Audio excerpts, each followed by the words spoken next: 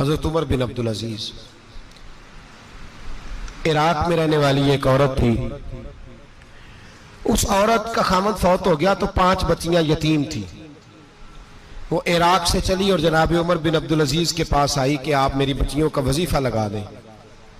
वो कहती है जब मैं पहुंची ना, यहां तो अब तो इस्तकबाल, आना जाना बड़े मामलात हैं। अब तो बच्ची की बारात आए और 5, 7, 10, 20 लोग दरवाजे पे खड़े ना हो तो बारात नाराज हो जाती है। कहते हमारा इस्तकबाल ही किसी ने नहीं किया।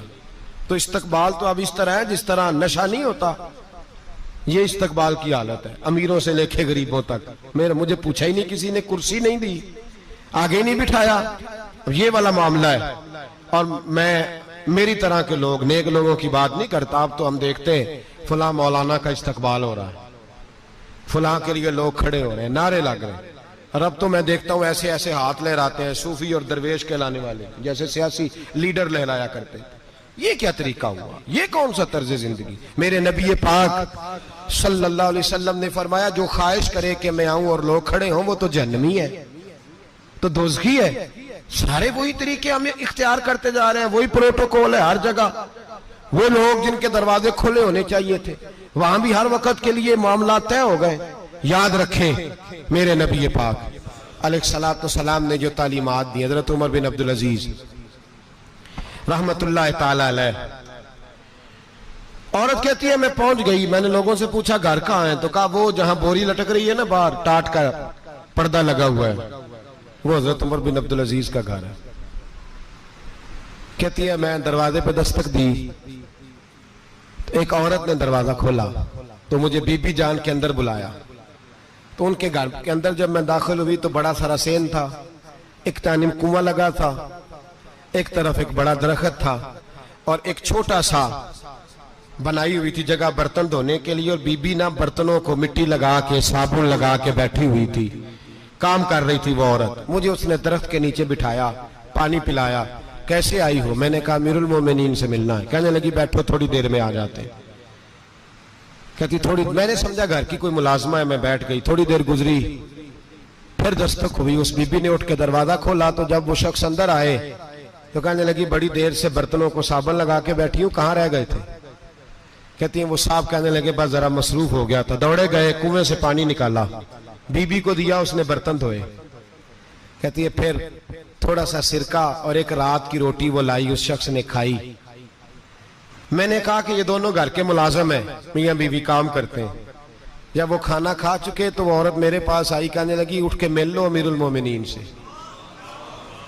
मैंने कहा कौन अमीरुल मोमिनीन? तो कहने लगी कब से तो आए हैं, ये जिसने कुएं से पानी निकाला यही मुसलमानों का अमीर है, और ये जिसने दरख्त के नीचे बैठ के सिरके से रोटी खाई है यही है। ये फरिश्तों की दास्तान नहीं, ये वो लोग हैं। मैं रात को भी कह रहा था एक जगह पे कि ये लोग जो है ना जिनका आप रोज शिकवा करते हैं हुकूमतें बड़ी खराब हैं, ये कोई नहीं खराब, बिल्कुल खराब नहीं। जितने सियासी लीडर हैं सारे सही हैं। खराब वो लोग हैं जो इन्हें वोट दे के लीडर बनाते हैं, बिल्कुल खराब नहीं। मैं तो इनके हक में होता जा रहा हूं। नाराज हो गए ना आप लोग? अल्लाह करे तुझी हो जाओ तो अगले इलेक्शन च सियाने भी हो जाओ, आमीन तो कह दे। मैंने कोई मशवरा नहीं देना, इसलिए कि मेरी नजर में कोई ऐसा शख्स नहीं जिसके लिए मैं आपसे कह सकूं कि वोट दें। और हम तो ऐसी बात करें तो कई लोग नाराज होकर चले जाते हैं, लेकिन कोई परवाह नहीं, इसलिए कि ये दीन मेरे नबी पाक का दीन सिर्फ मस्जिद का दीन नहीं। इंशाअल्लाह आइंदा जुम्मे नजरिया पाकिस्तान बयान करूंगा और बताऊंगा कि पाकिस्तान का मतलब क्या, ला इलाहा इल्लल्लाह मुहम्मदुर रसूलुल्लाह सल्लल्लाहु अलैहि वसल्लम।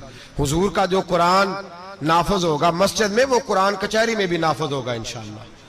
और वो कुरान नाफज होने आया है, असेंबलियों में वही कुरान नाफज होगा इंशाअल्लाह। और यही चिराग जलेगा तो रोशनी होगी।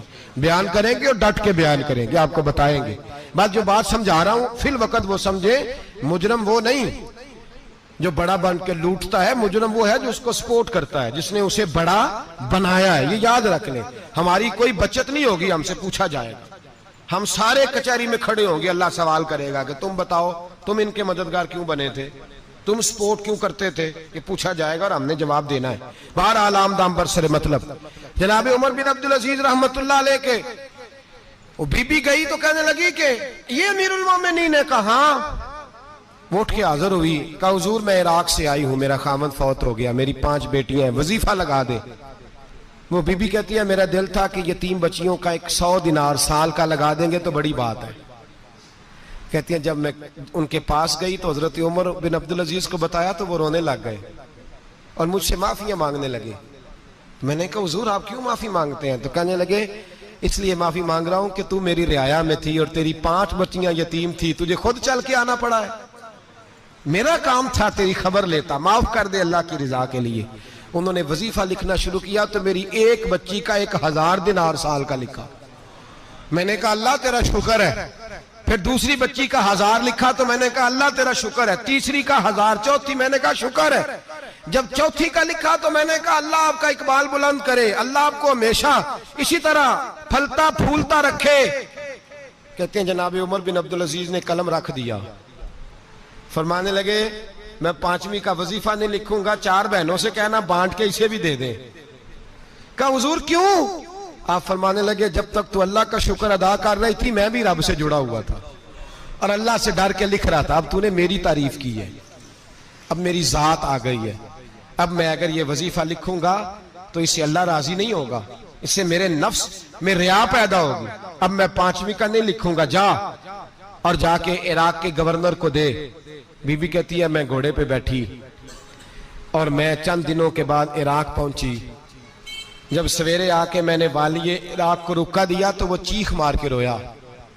मैंने कहा क्या हुआ?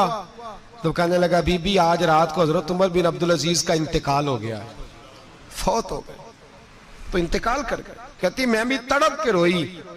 मैंने कहा मेरी यतीम बच्चियों का क्या बनेगा? तो वो गवर्नर कहने लगा तेरे वजीफे जारी रहेंगे, तुझे मिलते रहेंगे। तो कहने लगी कैसे?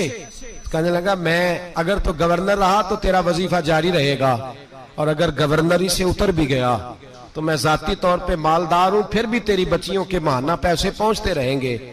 मैंने कहा तू क्यों देगा? कहती वो रो पड़ा।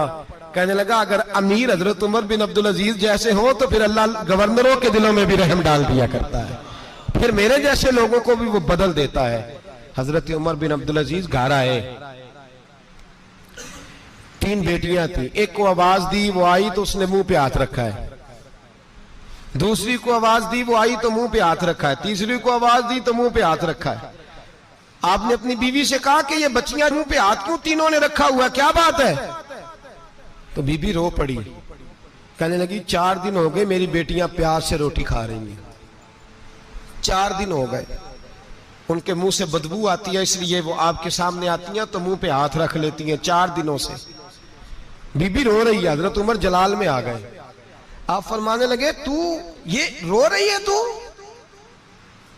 रोई है, तूने मेरे घर में रह के अल्लाह की नाशुक्री की है, तू शुक्र अदा नहीं करती कि 3 वक्त प्याज और रोटी तुझे घर की 4 दीवारी के अंदर मिल जाता? रो रही है और मैं आ मेरे साथ बाहर निकल, तुझे वो लोग दिखाऊं जो झोपड़ियों में रहते हैं और मांग के खाते हैं, आ तुझे दिखाऊं। इतनी नाशुक्री कि घर के अंदर प्याज पहुंच रहा है, रोटी पहुंच रही है और तू कहती है मेरी बेटियां प्याज से खाती हैं, शुक्र कर फाके नहीं काटने पड़े। फिर अगले लफ्ज कहे तो रो पड़े। फरमाने लगे मैंने तो मुस्तफा के वो हालात भी सुने हैं जिसमें कई दिन बीबी फातिमा ने फाके किए। तू घर के अंदर प्याज पहुंच रहा है, तो अभी भी सादगी, आजिज़ी और कनात नेमत थी इन लोगों की। हमारे यहाँ रोज शिकवा है, किस बात का? गाड़ी कोई नहीं। रोज रोना है, किस बात का? बंगला कोई नहीं। रोज रोना है, किस बात का? बैंक बैलेंस कोई नहीं। 10 जोड़े क्यों नहीं ईद पे आए? और ये सिर्फ औरतों का मसला नहीं, हमारे अंदर भी ये बात बदर्जे औला। हम रोज अपने आप को मिस्कीन कहते हैं, गरीब कहते हैं, लाचार कहते हैं, मजबूर कहते हैं। कभी देखो जो झोंपड़ियों में रहते हैं, कभी पलट के देखो लोगों की तरफ जो पैदा हुए तो आंखें कोई नहीं थी, हाथ कोई नहीं थे, पैर कोई नहीं थे। वो देखो जो पैदा हुए तो सर पे बाप का साया कोई नहीं था। कैसे कैसे लोग वक्त गुजार रहे। हम रोज आके कहते हैं कारोबार ठंडा हो गया है, हालात बड़े खराब हो गए, हम बड़े मजबूर। क्या हो गया साहब? अल्लाह के दिन है, सारे अल्लाह के दिन है। वसल अच्छा है ना फिराक अच्छा है, यार जिस हाल में रखे वही हाल अच्छा है।